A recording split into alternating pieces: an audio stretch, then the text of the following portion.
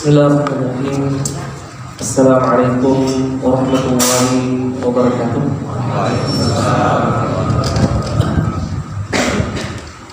Alhamdulillahirabbil alamin wa bihi nasta'inu ala umuri dunya waddin. Asyhadu an la ilaha illallah wahdahu la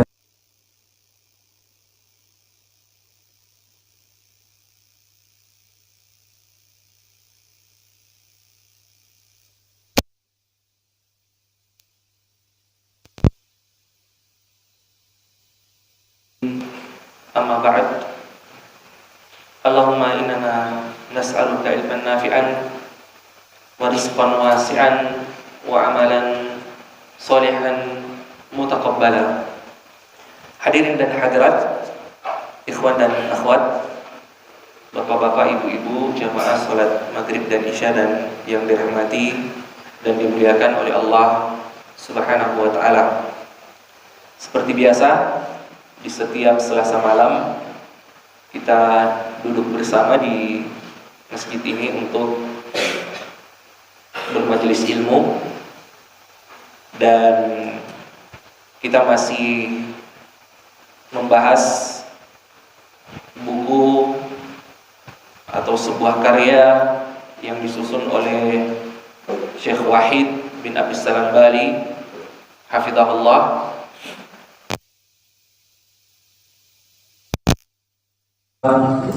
adab-adab Islami yang seharusnya kita menghiasi diri kita dengannya. Dan di 3 pertemuan yang lalu kita sudah membahas tentang adab kepada kedua orang tua, adab kepada keluarga, dan terakhir yang kita bahas di pertemuan kemarin adalah adab kepada tetangga. Dan pada malam hari ini kita akan melanjutkannya dengan adabul ukhuwah, adab-adab persaudaraan, adab-adab ketika kita bermuamalah dengan teman kita, dengan sahabat kita. Dan beliau mengatakan adab yang pertama yang harus kita jaga ketika kita bermuamalah, bergaul bersama dengan teman dan sahabat kita adalah hendaknya kita menghiasi diri kita dengan akhlak yang mulia, husnul khuluq. Dalam hadis yang diriwayatkan oleh Abu Dzar, Rasulullah SAW bersabda, "Ittaqillah haitsu ma kunt." Bertakwalah kepada Allah Subhanahu wa taala dimanapun kalian berada. Wa atbi'is sayyi'atil hasanah tamhuha. Dan ketika kalian melakukan kesalahan, maka ikutkanlah kesalahan itu dengan kebaikan. Wa khaliqin nasa bi khuluqin hasan. Dan hendaklah kalian berakhlak mulia kepada sesama manusia. Ya, hendaklah kalian berakhlak mulia kepada sesama manusia. Akhlak mulia, kata Rasulullah SAW, adalah amalan yang paling berat timbangannya ketika amalan-amalan kita ditimbang nantinya di akhirat. Dalam hadis Abu Darda, Rasulullah SAW bersabda, "Ma min syai'in yudha'u fil mizani athqalu min husnil khuluq." Tidak ada sesuatu pun yang ketika diletakkan di timbangan amalan seseorang yang lebih berat melebihi akhlak yang mulia ini. Wa inna sahiba husnil khuluq, dan orang yang memiliki akhlak yang mulia, la yablughu bihi darajata sahibis shaumi was shalah. Dia akan mencapai derajat orang-orang yang rajin berpuasa dan rajin salat. Ya. Dalam riwayat lain dikatakan la yablughu darajata shaimil qaim. Dia akan mencapai derajat orang-orang yang rajin berpuasa dan rajin salat malam. Ya, 2 amalan yang banyak di antara kita berat melakukannya. Kalau ibadah, kalau puasa wajib di bulan Ramadan, insya Allah semuanya bisa. karena dia terkondisikan. Tetapi puasa-puasa sunnah, ya siapa di antara kita yang menjaganya Senin Kamis? Siapa di antara kita yang menjaganya 3 hari di setiap bulannya? Siapa di antara kita yang setelah selesai bulan Ramadan dia menambahkan 6 hari di bulan Syawal? Siapa di antara kita yang tidak pernah luput puasa Asyuranya, puasa Tasu'anya, puasa Arafahnya? Ya. Dan siapa di antara kita yang bisa berpuasa seperti puasanya Nabi Daud, sehari berpuasa dan sehari berbuka? Itu amalan yang sangat berat. Ya. Kemudian siapa di antara kita yang kuat sholat lail? Ya. Ada amalan yang kita mampu kerjakan, kita mudah mengerjakannya, tetapi ada amalan yang kita sulit untuk mengerjakannya. Di antara amalan yang sangat sulit dikerjakan oleh orang-orang sekarang adalah sholat lail, sholat malam. Siapa di antara kita yang setiap malamnya terbangun sebelum sholat subuh dia mengerjakan sholat tahajud dan kemudian witir? Ya, ini adalah amalan-amalan yang berat.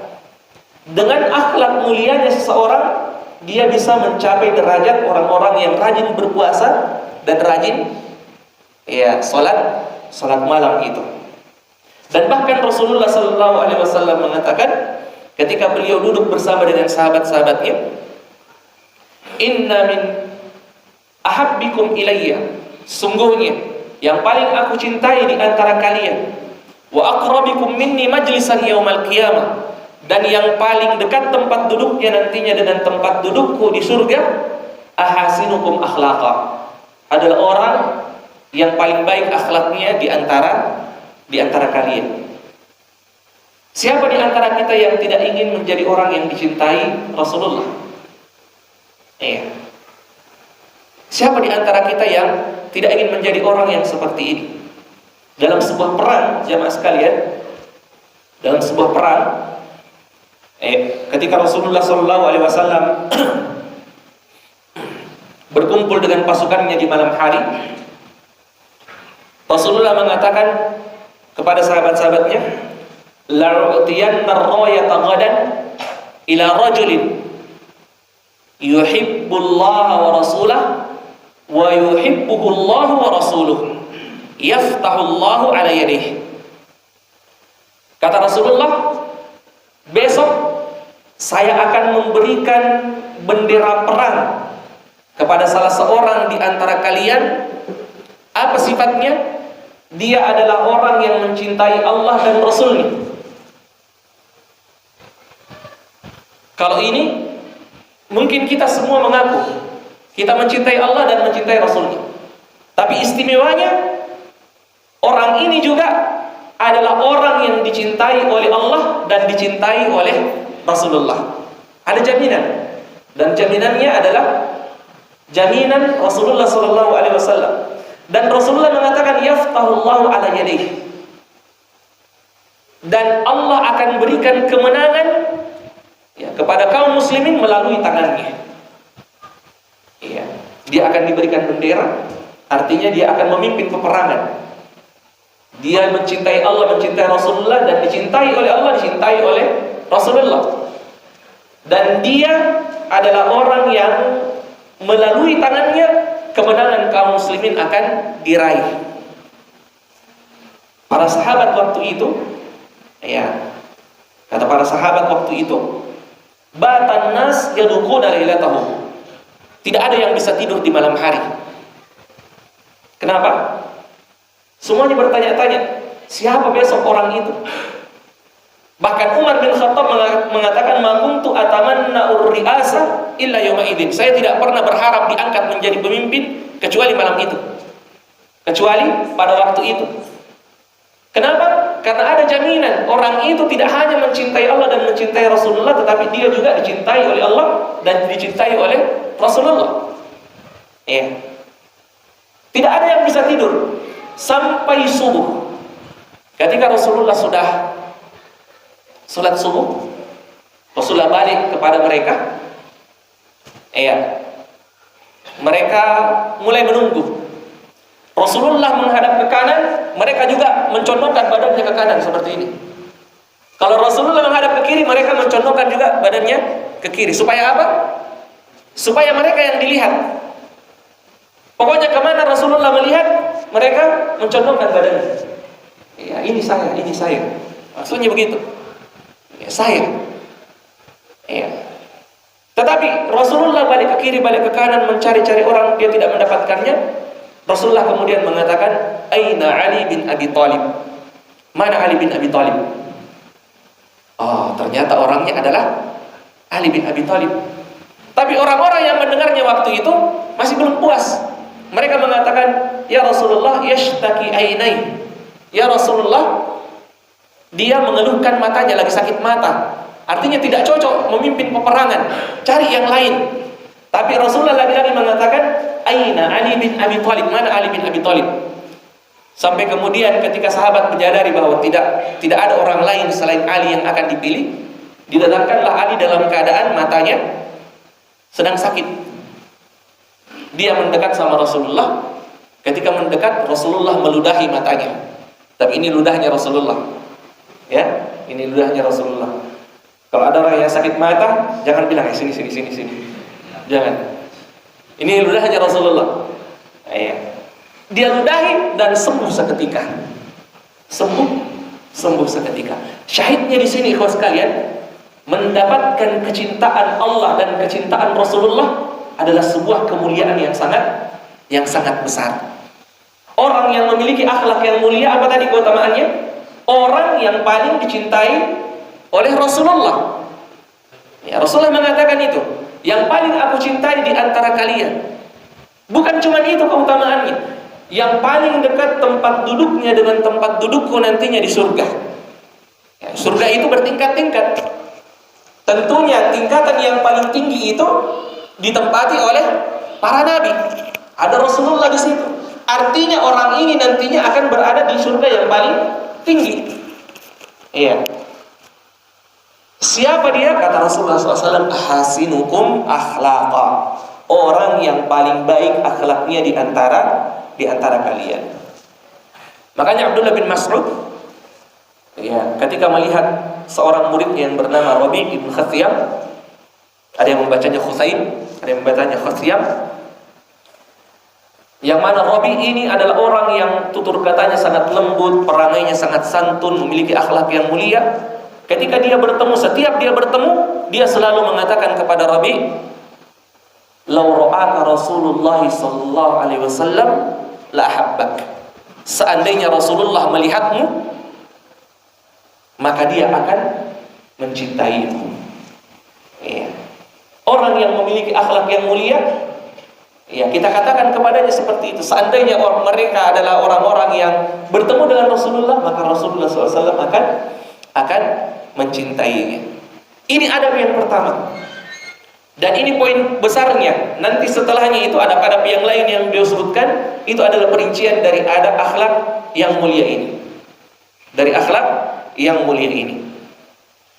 Kemudian yang kedua, kata beliau, di dalam berteman, kita hendaknya memilih ikhtiyar al-asdiqa as-salihin wal ibti'ad an musahabatil ashrar.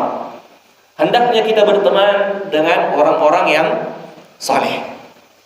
Orang-orang yang berusaha menjadi orang yang dekat dengan Allah Subhanahu wa taala. Kita memilih teman yang seperti itu. Rasulullah bersabda, "Ar-rajulu ala dini khalilihi." Seseorang itu, ya, agamanya bergantung dari siapa yang menjadi temannya. Falyanzur ahadukum ila man yukhalil. Lihat kepada siapa kalian, dengan siapa kalian berteman. Rasulullah mengatakan, la tusahib illa mu'minan. Jangan berteman kecuali bersama dengan orang yang beriman. Wala ya'kulu ta'amaka illa taqih. Dan usahakan makananmu tidak dimakan kecuali oleh orang yang bertakwa. Iya. Dan hendaknya kita menghindarkan diri kita dari teman-teman yang buruk.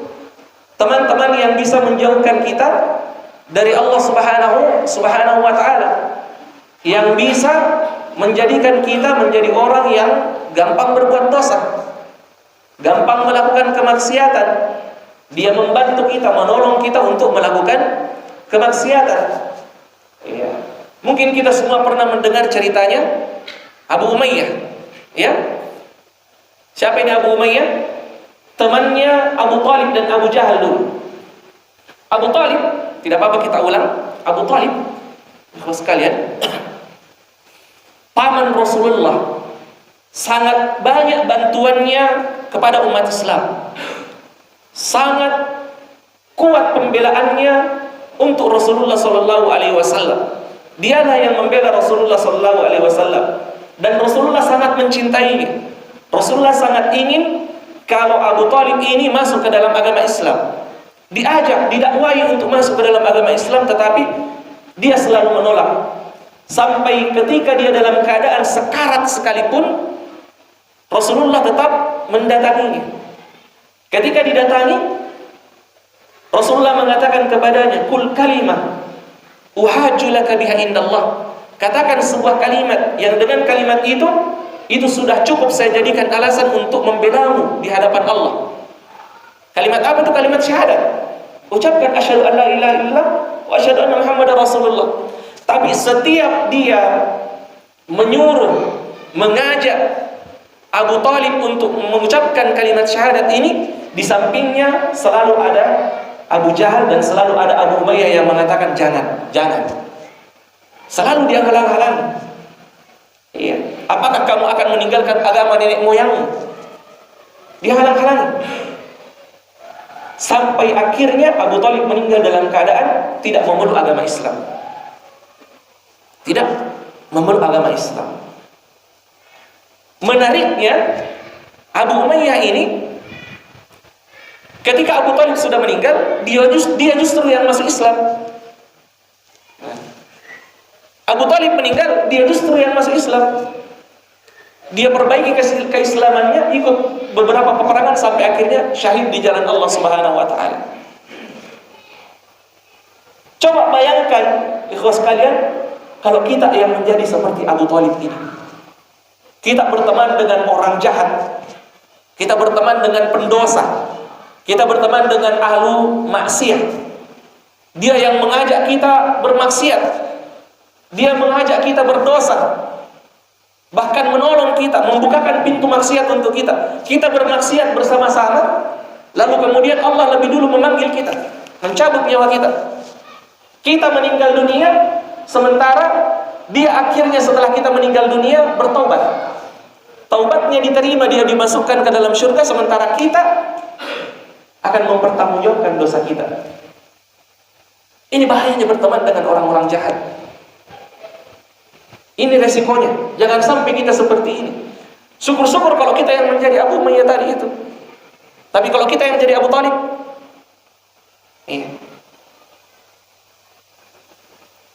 ini bahayanya berteman dengan orang yang tidak baik. Makanya, ya, pilih-pilih teman itu adalah satu hal yang disyariatkan. Ya, hendaknya kita berteman dengan orang-orang yang bisa menolong kita, bisa membantu kita, bisa mengingatkan kita untuk terus dekat dengan Allah Subhanahu wa taala. Yang ketika masuk waktu sholat, dia ingatkan kita untuk sholat. Yang kalau kita tidak bisa membaca Al-Quran, dia bantu kita mencari majelis Al-Quran, ikut bersama-sama. Iya. Najempuk ki biasanya. Iya, narangengi. Narasara lo muliki lo mengaji. Iya. Iya. Yang selalu mengingatkan kita untuk berbakti kepada kedua orang tua kita, yang bisa menularkan kesolehannya kepada kita. Dan kalau kita sudah mendapatkan teman yang seperti ini, ya, kalau kita sudah mendapatkan teman yang seperti ini, banyak-banyak bersyukur. Banyak-banyak bersyukur. Itu adalah satu kenikmatan yang sangat besar. Kata Hasan Al-Basri, "Aktsiru min asdiqa'il mu'minin, fa inna lahum syafa'a yaumal qiyamah." Perbanyak berteman dengan orang-orang yang beriman, karena mereka nantinya memiliki syafaat di hari kiamat. Dalam sebuah hadis, atau mungkin beberapa di antara kita sudah pernah mendengarnya. Dalam sebuah hadis, ketika orang-orang beriman sudah masuk ke dalam surga, sudah mendapatkan kenikmatan-kenikmatan surga, mereka melihat di sekeliling surga dan mendapati bahwa ternyata di dalam surga mereka tidak melihat teman-temannya dulunya di dunia. Lalu mereka mengatakan apa? Mereka mengatakan, Rabbana ikhwanuna yusalluna ma'ana wa yasumuna ma'ana wa ya'maluna ma'ana. Ya Rabb, kemana teman-teman kami di dunia itu yang bersama dengan kami sholat, yang berpuasa bersama dengan kami, yang beramal soleh bersama dengan kami? Kenapa kami tidak melihatnya di surga? Maka Allah kemudian mengatakan kepada mereka, lihatlah di neraka, carilah temanmu di neraka, dan siapa yang kamu dapati di dalam neraka memiliki keimanan meskipun sebesar keping dirham, keping dinar, maka saya akan mengeluarkannya dari neraka dan memasukkannya ke dalam surga. Mereka memiliki syafaat. Orang-orang soleh, teman-teman soleh, tidak hanya akan membersamai kita nantinya di dunia, tetapi juga akan membersamai kita nantinya di surga Allah Subhanahu wa ta'ala. Yang ketika dia tidak bertemu dengan kita, mereka akan mencari kita dan akan meminta kepada Allah Subhanahu wa ta'ala untuk memberikan pertolongan kepada kita. Makanya beliau mengutip firman Allah Subhanahu wa ta'ala, wasbir nafsaka ma'al ladina yad'una rabbahum bil ghadati wal ashi. Dan bersabarlah kalian bersama dengan orang-orang yang berdoa kepada Allah siang dan malam.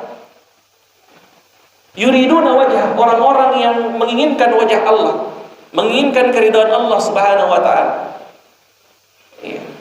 Wala ta'du aynaka anhum turidu zinatal hayatid dunya. Dan jangan kalian memalingkan wajah kalian, memalingkan pandangan kalian hanya karena kalian menginginkan kesenangan-kesenangan dunia. Wala tuti' man aghfalna qalbahu an dzikrina wattaba'a hawahu wa kana amruhu furata.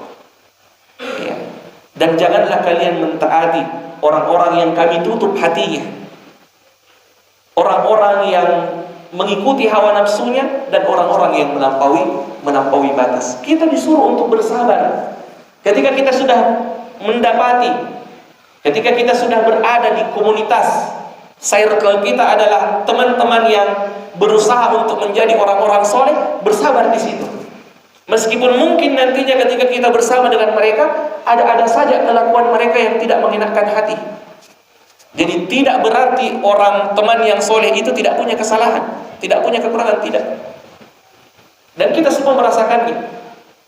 Dinamika pertemanan itu warna-warni. Tidak semua sifat teman-teman kita yang soleh itu, yang berusaha menjadi orang soleh itu serak di hati kita. Ada kalanya mereka melakukan perilaku-perilaku yang tidak mengenakan hati. Dan memang sifat mereka bermacam-macam. Ada mungkin teman kita yang kalem, yang pendiam. Seperti siapa ini? Siapa kira-kira yang pendiam di sini? Pokoknya pendiam, tidak banyak bicara. Pokoknya lebih banyak kerjanya dibanding bicaranya. Siapa? Willy. Alhamdulillah, diam. Tapi ada juga yang lebih banyak bicaranya dibanding kerjanya. Tidak sama-sama.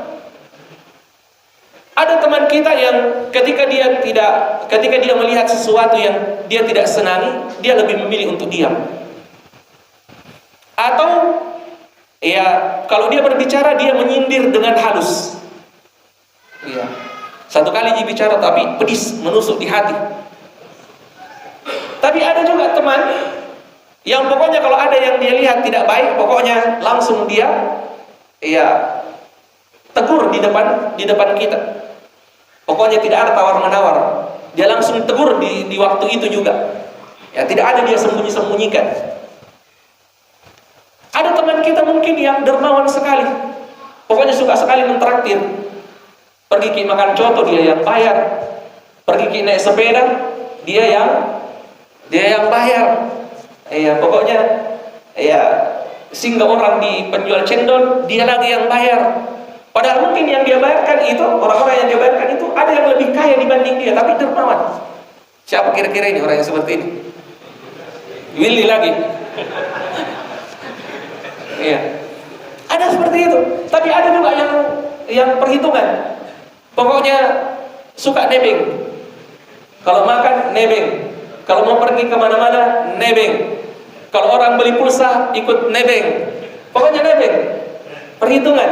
Padahal dia mungkin lebih kaya dari orang yang dia tempati nebeng itu. Iya. Bermacam-macam sifatnya orang. Iya. Ada yang kita tidak senangi dan ada yang kita senangi. Yang kita senangi kita syukuri, yang kita tidak senangi kita bersabar. Iya. Jangan selalu mengeluhkan apa-apa yang kita tidak senangi, yang kita jumpai di dalam pergaulan kita. Iya. Dalam sebuah syair dikatakan, "Idza kunta fi kulli umuri mu'atiban, sadiquka lam talqa alladhi la tu'atibu."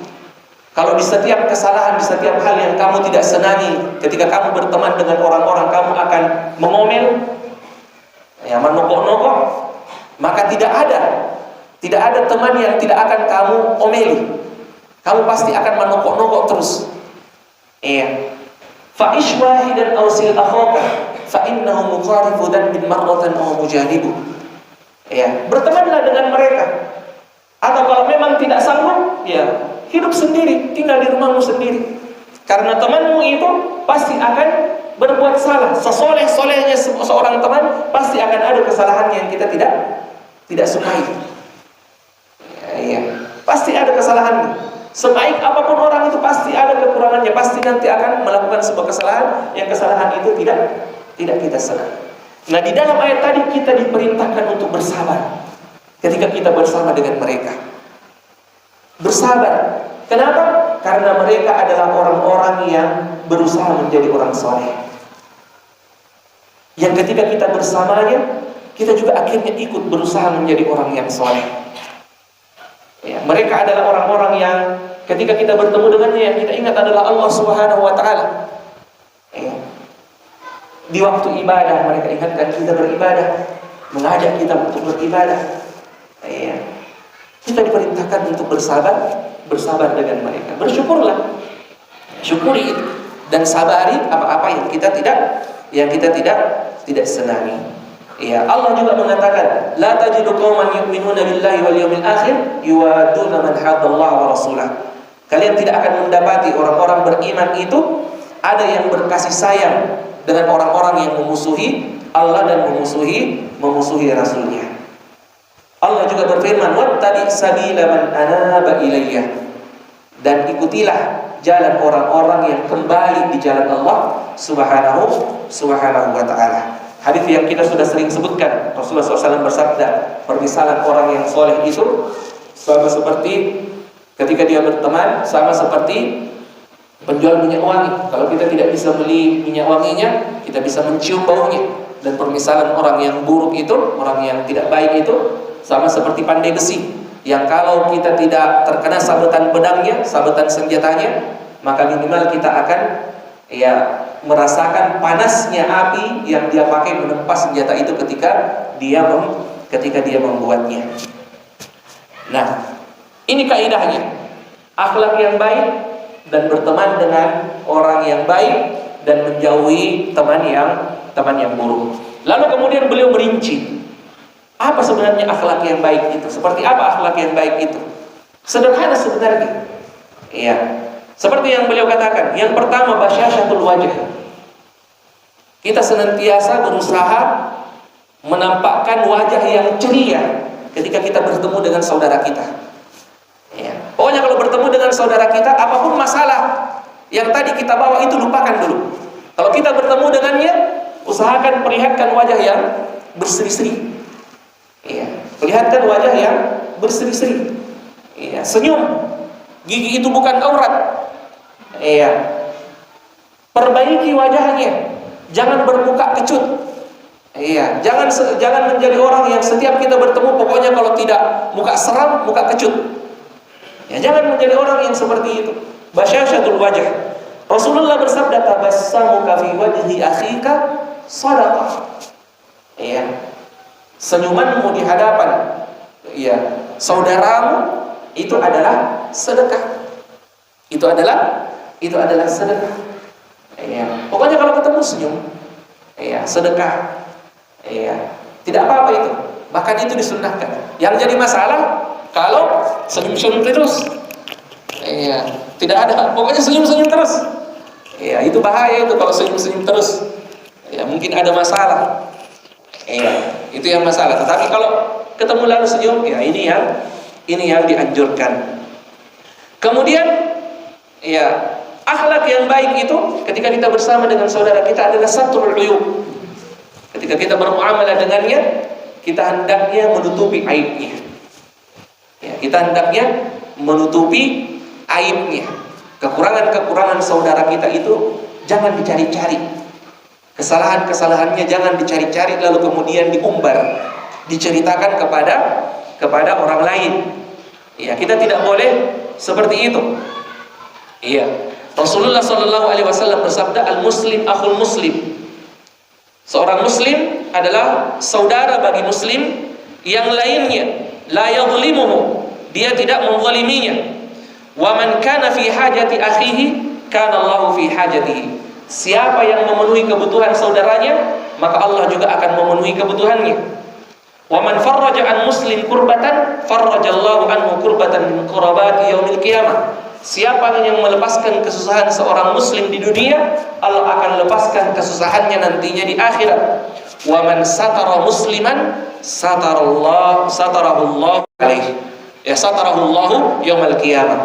Siapa yang menutupi aib seorang muslim, maka Allah juga akan menutupi aibnya di hari akhirat. Ya, ini syahidnya. Siapa yang menutupi aibnya seorang muslim, maka Allah akan menutupi aibnya nantinya di hari akhirat. Siapa orang yang tidak punya dosa di dunia? Siapa orang yang tidak punya dosa di dunia? Siapa? Rasulullah itu bersalah. Artinya maksum itu orang yang dijaga dari kesalahan. Rasulullah pernah bersalah, tetapi ketika dia bersalah, Allah langsung meluruskannya. Ya, jangan keliru. Artinya maksum bukan berarti tidak pernah bersalah sekalipun, tidak. Artinya kalau dia salah, Allah langsung meluruskannya. Apa buktinya? Apa dalilnya Rasulullah pernah berbuat salah? Abasa wa tawalla. Ya, di dalam firman Allah, abasa wa tawalla an ja'ahul a'ma. Ketika Rasulullah ingin mendakwai orang-orang Quraisy, pemuka-pemukanya, ada orang buta yang datang ingin bertanya Islam, tetapi Rasulullah menganggap orang itu tidak bisa ditunda dulu. Ya, ini dulu yang diutamakan. Ini dulu yang diutamakan pemuka-pemuka Quraisy. Dia berpaling dari orang buta itu, ditegur sama Allah. Abasa wa tawalla an ja'ahul a'ma. Ya. Kalau begitu, kalau Rasulullah saja bisa keliru, berarti tidak ada orang yang selamat dari dosa di dunia. Dan Rasulullah sendiri yang mengatakan, kullu bani Adam khata'. Setiap anak Adam itu pasti berbuat salah, pasti terjatuh di dalam dosa. Kenapa kita menjadi orang? Kenapa kita bisa dianggap soleh orang? Karena Allah menutupi dosa kita. Seandainya antum tahu dosa yang pernah saya kerjakan, mungkin antum tutup telinga kalau saya lagi ceramah. Ada ulama yang mengatakan, seandainya dosa itu mengeluarkan bau yang busuk, maka tidak ada orang yang bisa duduk dengan saudaranya. Tidak ada orang yang bisa duduk dengan saudaranya. Seandainya dosa itu bisa mengeluarkan bau busuk. Jadi kenapa kita bisa dinilai sebagai orang yang baik sama orang? Karena Allah menutupi dosa kita. Di dunia Allah tutupi dosa kita, kita bisa menjadi orang baik. Coba bayangkan kalau nantinya di akhirat, ketika semua dosa ditampakkan, Ketika yang bersaksi bukan lagi mulut, tetapi yang bersaksi tangan, kaki, kulit, semuanya berbicara. Ya, si fulan pernah kesini, si fulan pernah begini, si fulan pernah melakukan ini, pernah berbuat begini dan begitu. Yang mengatakan itu bukan lagi mulutnya terkunci. Yang mengatakan itu tangan, kaki, dan semua, dan kulitnya yang akan berbicara. Ya, coba bayangkan di hari kiamat itu nantinya, di hari persidangan Allah, ada orang-orang yang mendapatkan keutamaan yang dosa-dosanya ditutupi di dunia, ditutupi juga di akhirat. Keutamaan yang sangat besar. Coba bayangkan kalau ada satu dosa nantinya, satu dosa yang tidak ditutupi oleh Allah di akhirat, apa jadinya kita? Di sini saja, seandainya misalnya ada yang bisa mengungkap dosa seorang lalu kemudian dia mengatakan, si fulan muttaqin, pernah begini dan begitu. Kira-kira bagaimana perasaan saya? Kira-kira apa jadinya? Maka bagaimana di akhirat? Ketika nantinya yang berkumpul tidak hanya kita di sini, tetapi mulai dari makhluk yang pertama sampai makhluk yang terakhir berkumpul, lalu kemudian dosa itu diumbar oleh Allah Subhanahu wa taala, ditampakkan oleh Allah Subhanahu wa taala. Iya. Nah, Rasulullah mengatakan, "Man satara musliman satarahullahu yaumal qiyamah." Siapa yang menutupi aib saudaranya, Allah akan tutupi aibnya di hari kiamat. Iya. Jangan menjadi orang yang suka mencari kesalahan orang lain. Yang kesalahan orang lain itu tampak di matanya, jelas di matanya. Sedangkan kesalahannya sendiri dia tidak pernah urusi. Hasan Al-Basri pernah mengatakan, "Adraktu aqwaman lam takun lahum uyub." Saya mendapati ada beberapa kelompok orang, beberapa kaum. Mereka dulunya tidak punya aib, tidak punya kesalahan, tidak punya kekurangan. Fatakallamu fi uyubin nas. Tetapi mereka adalah orang yang suka bercerita tentang aibnya orang lain. Fa'ahdatsallahu lahum uyuban. Maka Allah menciptakan aib untuk mereka. Tadinya tidak punya aib, lalu kemudian Allah berikan aib kepada mereka. Wa adraktu aqwaman. Saya juga mendapati beberapa kaum kanat lahum uyub. Mereka adalah orang-orang yang punya aib, punya kesalahan, punya kekurangan. Fasakatu an uyubin nas fasatarallahu uyubahum. Tetapi mereka adalah orang-orang yang diam dari aibnya orang lain, tidak pernah berbicara, tidak suka berbicara, tidak suka mengurusi aibnya orang lain. Maka Allah Subhanahu wa taala menutupi aib mereka. Allah Subhanahu wa taala menutupi aib mereka. Kalau kita akrab bersama dengan saudara kita, ikhwan sekalian, di saat itulah kita paling gampang mendapati aibnya. Kalau sekedar kenal itu, ya jarang. Tapi kalau sudah selalu diajak, ya naik sepeda bareng, makan bareng, jalan bareng, di situ muncul semua itu aibnya, di situ muncul kekurangan-kekurangannya. Nah, di sini kita bisa mendapatkan keutamaan itu. Ketika kita dapati, oh ternyata ini begini modelnya, oh ternyata ini begini. Jangan diumbar sama orang lain, cukup kita yang tahu. Cukup kita yang tahu. Ya, supaya kita bisa mendapatkan keutamaan itu. Iya. Kemudian termasuk di antara akhlak yang baik itu adalah ketika saudara kita berbuat salah, kita gampang memaafkannya. Kita menjadi orang yang mudah memaafkannya.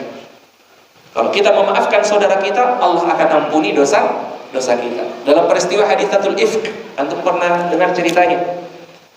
Kisah ketika Aisyah radhiyallahu anha dituduh oleh orang-orang munafik. Ya, panjang ceritanya ini. Intinya ada fitnah bahwa Aisyah berbuat yang tidak bersama dengan seorang sahabat. Dan di antara yang termakan fitnah itu dan akhirnya ikut menyebarkannya adalah seorang sahabat yang bernama Mistah bin Utsatha. Mistah ini orang yang miskin ketika hijrah, dan yang membantunya adalah Abu Bakar, bapaknya Aisyah, mertuanya Rasulullah SAW. Iya. Abu Bakar ketika dia mengetahuinya, dia mengatakan, kalau begitu saya akan menghentikan bantuan-bantuan saya kepada Mistah. Iya. Turun firman Allah Subhanahu wa taala, la ya'tali ulul fadli minkum was-sa'ah. Iya.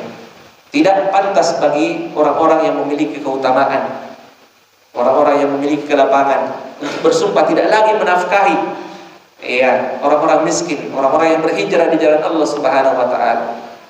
Falyafu wal yasfahu. Hendaklah dia melapangkan dadanya, hendaklah dia memaafkan saudaranya. Tidakkah dia ingin kalau Allah juga memaafkannya? Iya. Tidakkah dia ingin kalau Allah juga memaafkannya? Iya. Ketika mendengarkan ayat itu, Abu Bakar langsung mengatakan, saya maafkan Mistah. Saya maafkan Mistah. Untuk mendapatkan apa? Untuk mendapatkan pengampunan dari Allah Subhanahu wa taala. Untuk mendapatkan ampunan dari Allah Subhanahu wa taala. Ketika kita berteman, seperti yang kita katakan tadi, ada saja ya, sikap, perilaku, tingkah laku, kelakuan, perbuatan, ucapan, ya, perkataan yang mungkin saudara kita ucapkan, lakukan tidak enak di hati. Maafkan itu. Kalau kita maafkan, apa balasannya? Apa balasannya? Pengampunan dari Allah Subhanahu wa taala. Ya, pengampunan dari Allah Subhanahu wa taala. Ya, termasuk di antara akhlak yang baik adalah tutur kata yang baik. Ya. Hendaknya ya, kita yang berteman ini jangan pelit untuk mengucapkan kata-kata yang baik kepada saudara-saudara kita. Ketika saudara kita berbuat baik, jangan pelit untuk mengucapkan jazakumullahu khairan, jazakallahu khairan. Kalau saudara kita sakit, kita ucapkan syafaqallah. Iya. Kalau ya dia tertimpa musibah, kita mengatakan innalillahi a'anakumullah, a'anakallah. Iya. Kita mendapatkan pemberian darinya, kita mengucapkan syukran. Apa balasannya syukran? Afwan. Kalau saudara kita mengatakan barakallahu fik, apa balasannya? Apa? Wa fika barakallah. Kalau saudara kita mengatakan jazakallahu khairan,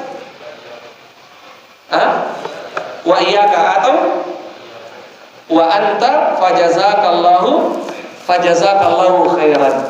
Itu adalah kalimat-kalimat yang baik. Iya. Itu adalah kalimat-kalimat yang baik. Ketika kita mengucapkannya, ini juga penting. Hadirkan hati kita bahwa ketika kita mengatakan jazakallahu khairan, semoga Allah membalasmu dengan kebaikan, betul-betul kita doakan itu. Ya, kadang juga cuma jadi sekedar formalitas saja. Apalagi kalau di grup WA itu. Anda lihat grup WA itu tuh, pokoknya stiker itu beruntun itu. Ya, ada yang tinggal forward saja, pokoknya forward. Apa tadi di atas itu, dia tidak lihat untuk apa itu. Pokoknya dia forward saja, ikuti yang di atasnya. Tidak seperti itu. Ya, tidak seperti itu. Hadirkan hati ketika kita mengatakan jazakallahu khairan, jazakallahu khairan, barakallahu fik. Semoga Allah memberikan keberkahan kepadamu. Ya, itu doa. Itu doa. Dan ini akhlak yang harus kita jaga ketika kita bermuamalah bersama dengan saudara kita. Ziaratuhum, ya, menziarahinya, mengunjunginya, saling mengunjungi. Ya, di sebuah hadis dikatakan ada seorang laki-laki yang pergi mengunjungi saudaranya. Ketika dia di tengah perjalanan, malaikat diutus oleh Allah Subhanahu wa taala. Malaikat itu bertanya, "Kenapa kamu ingin menziarahi saudaramu? Apakah kamu punya kepentingan yang kamu jaga?" Dia mengatakan, "Tidak, saya menziarahinya karena saya mencintainya karena Allah." Maka malaikat itu mengatakan, "Ya, ketahuilah bahwa saya adalah utusan Allah Subhanahu wa taala. Dan saya ingin menyampaikan bahwa sebagaimana kamu mencintai saudaramu, kamu menjenguknya karena kecintaanmu kepadanya, maka saya, begitu juga Allah mencintaimu." Ya, begitu juga Allah mencintaimu. Ziarah, kunjungi, datangi, bertamu. Ya, tentunya dengan adab-adab bertamu. Ya, kita sudah bahas itu adab-adab bertamu. Ya, sampaikan kalau memang perlu untuk disampaikan, saya mau datang akhi. Ya, supaya dia bisa siap-siap. Ya. Kemarin ada yang bertanya, "Ustaz, boleh tidak kita kalau mau bertamu kita request?" Ya, ada kemarin pertanyaannya anak-anak soft. Ustaz, ini kan ada fenomena ini saling mengunjungi, ada syariat ini saling mengunjungi. Boleh tidak kalau kita mau bertamu sama ikhwah di rumahnya ikhwah, kita request, akhi saya mau datang, palak koiti nah. Itu maksudnya request. Boleh tidak ini? Boleh tidak ini yang begini? Boleh-boleh saja. Boleh-boleh saja antum request, tetapi tidak memaksa. Kalau antum request palak koiti lalu ternyata sangkara pepek yang keluar, ya antum tidak boleh mengatakan wah antum tidak ini, tidak. Ya tidak ada salahnya. Ya tidak ada salahnya. Ayo kita mau datang situ makan ini, tidak ada salahnya. Ya seperti itu. Dan itu bisa ya mewujudkan keakraban. Ya itu juga bisa mewujudkan keakraban. Ya. Kemudian yang terakhir an-nushu. Ya saling bernasihat. Banyak sebenarnya saya hanya pilih-pilih di sini. Ini nasihat ikhwan sekalian, nasihat. Iya. Bukan teman yang baik itu adalah teman yang diam apapun yang kita kerjakan, apapun yang kita lakukan, terima patoma, selalu mengatakan iya, pokoknya silahkan kerjakan, bukan. Tetapi teman yang baik itu adalah kalau kita butuh nasihat, dia menasihati kita. Ya, dan butuh nasihat ini tidak berarti kita harus mengatakan ya nasihat saya tidak. Tetapi dari perilaku seseorang itu bisa dilihat apakah dia sedang butuh nasihat atau tidak. Ya, kalau dia sedang berbuat salah, maka dia sedang butuh untuk dinasihati. Tentunya dengan cara yang baik. Tentunya dengan adab yang baik. Ya, kalau kita akrab dengannya, ya artinya kitalah yang paling tahu bagaimana cara kita bernasihat dengan orang itu. Ada orang yang misalnya bisa tidak apa-apa, dia menerima kalau kita langsung menegurnya, maka silahkan ditegur.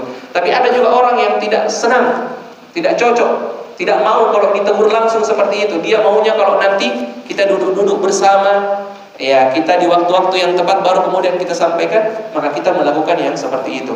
Kitalah yang paling mengerti bagaimana cara menasihati saudara kita, karena kitalah yang bergaul dengannya, kitalah yang mengerti tentang bagaimana sifat dan tabiatnya.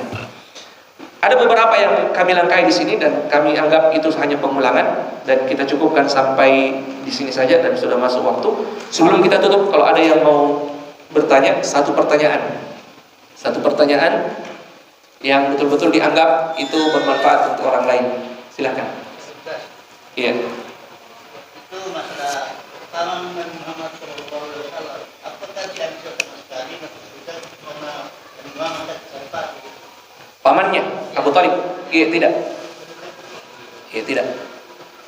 Iya. Jadi disebutkan dalam Al-Quran sawaun, ya bagaimana ayatnya? Sama saja. Tastaghfir lahum aw la tastaghfir lahum lan yaghfirallahu lahum. Kamu meminta ampun atau tidak meminta ampun, kamu beristighfar untuknya atau tidak beristighfar untuknya, Allah tidak akan memaafkan dosanya. Allah tidak akan mengampuni dosanya. Jadi orang beriman dengan orang kafir itu masing-masing mendapatkan pemberian Allah Subhanahu wa taala di dunia. Masing-masing mendapatkan pemberian Allah di dunia. Orang beriman dengan keimanannya mendapatkan apa yang dia butuhkan di dunia. Dia diberikan kehidupan, air, udara, rezeki. Apa yang dia butuhkan, Allah berikan itu. Orang kafir juga seperti itu. Bahkan dengan kekafirannya, dengan kedurhakaannya kepada Allah, dia tetap mendapatkan itu.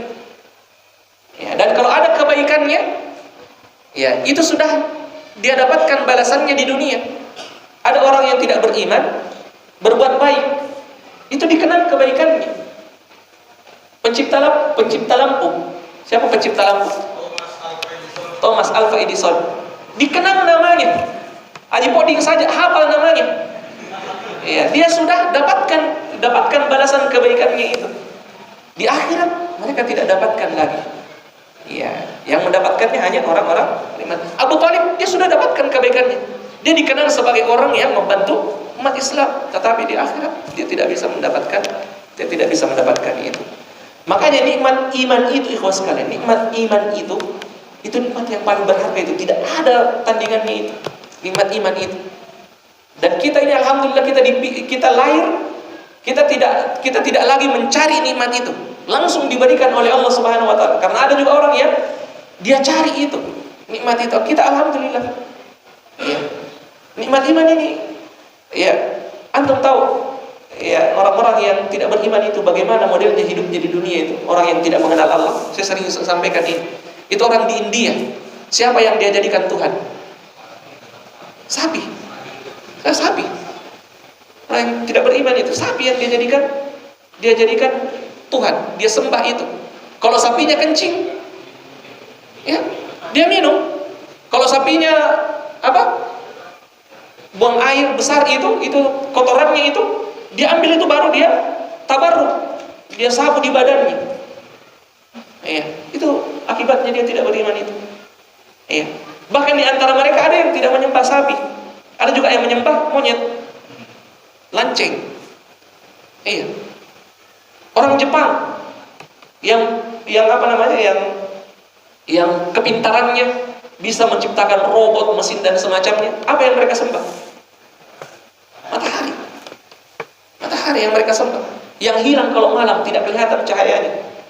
Mereka sembah itu. Iya. Alhamdulillah kita ini orang beriman. Kita orang beriman, kita bisa dikenalkan oleh Allah kepada Allah Subhanahu wa taala. Kita tidak menyembah itu semua. Kita tidak menyembah makhluk, tetapi kita menyembah penciptanya. Makanya ini nikmat yang sangat besar. Syukuri itu. Ya, ini nikmat yang sangat besar yang kita harus banyak bersyukur dengannya. Ini mungkin yaitu tadi jawabannya Ji. Kita cukupkan sampai di sini. Subhanallah bihamdik. Asyhadu an la ilaha illa anta astaghfiruka wa atubu ilaik. Wassalamualaikum warahmatullahi wabarakatuh.